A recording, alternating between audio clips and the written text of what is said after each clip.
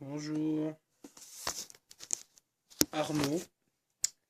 Alors comme vous le savez, oui déjà je voudrais juste vous dire que je m'excuse, j'ai pas de micro machin, mais je vais en acheter un, promis j'aurais craché. De toute façon j'ai une carte cadeau au magasin, donc je vais l'utiliser, mais bon pour le moment elle marche pas, enfin bref c'est un peu compliqué, mais je vais l'utiliser, j'aurai un cadeau formidable, j'aurai un micro qui marche correctement, donc excusez-moi. Mais bon, j'ai pas le temps d'attendre, donc je vais quand même vous parler sur cette vidéo.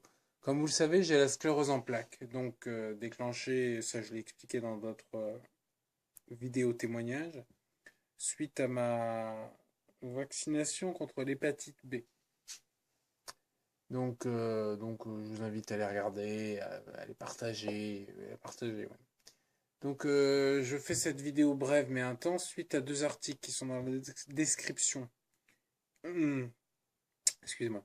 Donc dans la description, donc c'est en fait c'est la Cour européenne qui, au calme, explique avec des mots à eux, des précautions de langage et tout, mais que concrètement, ils établissent un lien entre sclérose en plaques et vaccination contre l'hépatite B. Au calme, toujours. Donc, pendant ce temps-là, il y a l'autre joueuse de flûte, l'autre stipendier qui nous sert de ministre de la Santé, qui est là, qui porte l'obligation vaccinale à 11 vaccins, dont l'hépatite B. Et voilà, je voulais juste dire aux gilets jaunes qui se critiquent Macron pour avoir été très rapide dans sa loi annulant l'ISF, machin. Ça a été annulé en janvier 2019. En janvier 2018, par contre, l'obligation vaccinale a été portée à 11 vaccins. Donc là, bravo. Les lobbies pharmaceutiques, chapeau. Vous êtes rapide. C'est bien. D'ailleurs, suite à l'élection d'Emmanuel Macron, pensée printemps, donc suite à cette élection en juin, juillet, enfin la grande vacances, je crois que c'était en juillet, peut-être en juin, peut-être pas en août, je pense pas en août, enfin bref, pas très important. Mais il parlait de porter l'obligation vaccinale à 11 vaccins, et voilà. Finalement, janvier 2018, donc ils ont battu de 1 an l'ISF, faut comme leur rendre ça. Je pensais qu'il y aurait un toll à la rentrée, je me suis, comme d'habitude, j'ai j'ai delayed, quoi, voilà, je suis un sale procrastinateur, donc j'ai pas fait. Maintenant, j'essaye de faire des vidéos au fil de l'eau, de parler des événements comme ça.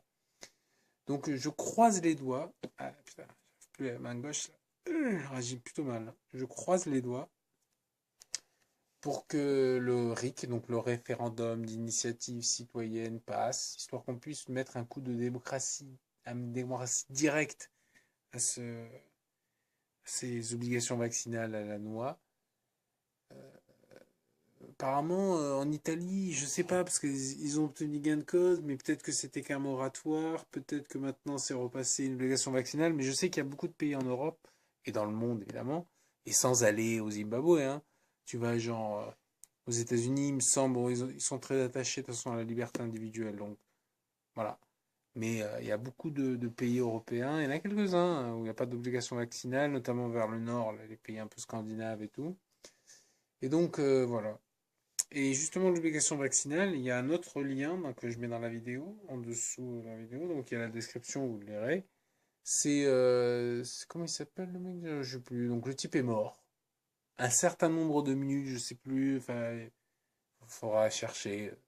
Après sa vaccination, donc c'était un célèbre cancérologue, machin, et en fait le mec est mort. D'accord?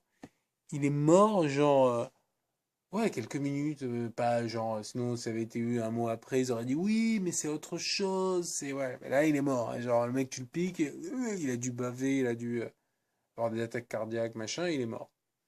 Donc les vaccins sont des, au final c'est ça, c'est des maladies quoi, c'est tu prends la maladie, tu le vaccines avec cette maladie, de façon à ce que le système immunitaire réagisse, surréagisse, et enfin non, surréagissent pas. L'idée c'est que les anticorps ils neutralisent la maladie, c'est une sorte de mitridatisation et donc c'est dangereux de vacciner les vieux, les enfants, les personnes aussi qui ont un ADN spécial, enfin qui les exposent aux effets négatifs. C'est pour ça qu'il y avait autrefois une obligation légale. Elle existe encore. Je me sens, parce que j'ai regardé dans une vidéo d'une anti-vaccin qui disait oui, genre parler de cette obligation légale qui faisait qu'on doit les checker, quoi, vérifier, dire faudra que je fasse une vidéo sur le sujet, c'est intéressant. Donc, comme d'habitude, personne n'applique les lois, comme d'habitude. Donc, l'idée, c'est ça, c'est de former des globules blancs à bien réagir à un certain type d'attaque virale, pas à d'autres. Bon, est-ce que c'est efficace? Ouais, genre le virus H1N1, mais est-ce que le H2N3, enfin, bref. Donc, la durée de vie des globules blancs aussi fait que si tu vaccines l'enfant à 0 ans, est-ce que ça sera toujours efficace à 18 ans? Bon, tu vas le refaire.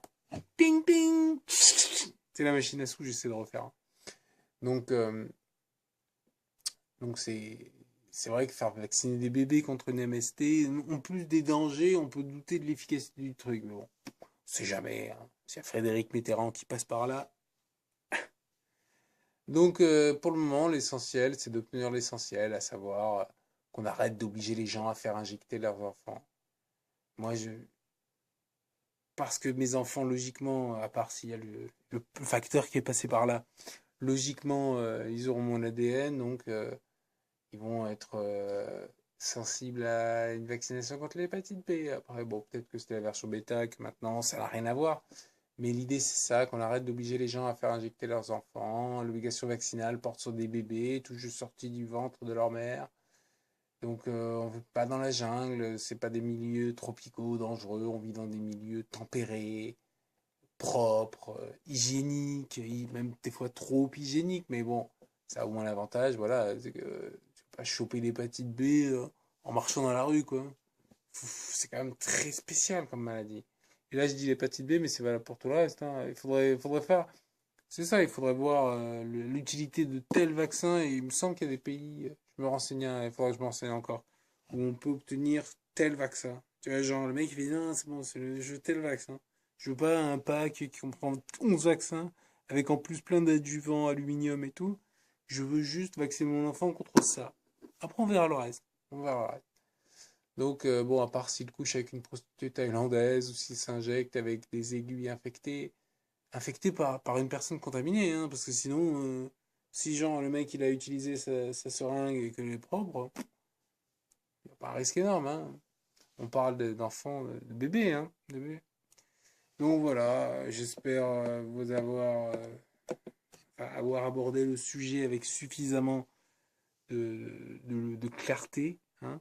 Mais surtout, l'idée c'est ça. Ce qu'il faut retenir, c'est les deux choses. C'est pour ça qu'il faut que je pose cette vidéo. C'est donc la Cour européenne qui tranquille, sans que les médias en parlent, hein, évidemment, dit qu'il y a un lien possible, réel, machin. Bref, un lien entre hépatite B, enfin, vaccin contre l'hépatite B et sclérose en plaques. Et le type qui est mort, quoi.